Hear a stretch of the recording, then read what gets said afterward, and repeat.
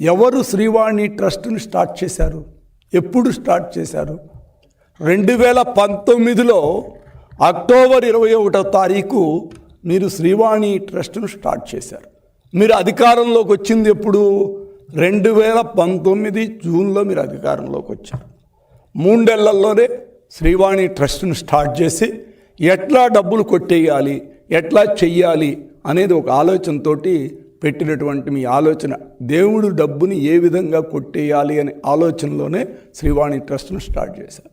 తర్వాత ఇంకో క్వశ్చన్ మేము అడుగుతా, ఎవరు ఈ ప్రైవేటు వ్యక్తులకు ట్రావెల్ ఏజెన్సీలకి పర్మిషన్ ఇచ్చింది? ఎవరు? మీ ప్రభుత్వమా కాదా? మీ ప్రభుత్వమే కదా, మేము ఇవ్వలేదు కదా, మీరే ఇచ్చారు. తర్వాత ఏం జరిగింది?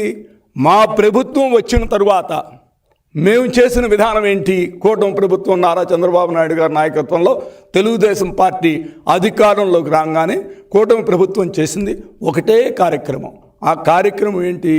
శ్రీవాణి ట్రస్ట్ టికెట్లని ఆన్లైన్లో అమ్మకాలకు పెట్టాం. ఆన్లైన్లోనే తీసుకోవాలని చెప్పి శ్రీవాణి ట్రస్ట్ టికెట్లు పెట్టింది తెలుగుదేశం పార్టీ కూటమి ప్రభుత్వం. అవునా కాదా? ఇది కూడా ఈ విధంగా చేస్తూ దీనిలో మేము చేస్తున్నప్పుడు టెక్నాలజీని ఉపయోగించి వాళ్ళు కొన్ని పద్ధతుల ద్వారా ఒకే నెంబర్ నుంచి కొన్ని టికెట్లు డైలీ బుక్ చేశారు. ఇది పట్టుకుందెవరు? మేమే కదా, మేమే పట్టుకున్నాం కదా.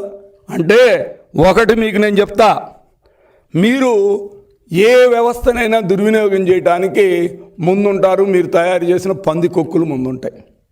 ఆ పందికొక్కుల్ని పట్టుకొని వాటిని బంధించి ఒక చోట కూర్చోపెట్టే కార్యక్రమమే మేము చేస్తున్నాం. పట్టుకుంది మేమే, కనిపెట్టింది మేమే, ఆపింది కూడా మేమే. మీరు కాదు, ఈ 3 చేసింది కాదు, మీరు కాదు. కనిపెట్టాం మేమే, అదేవిధంగా పట్టుకున్నాం మేమే, ఆపాం మేమే. అవన్నీ జరుగుతున్నాయని చెప్పాం.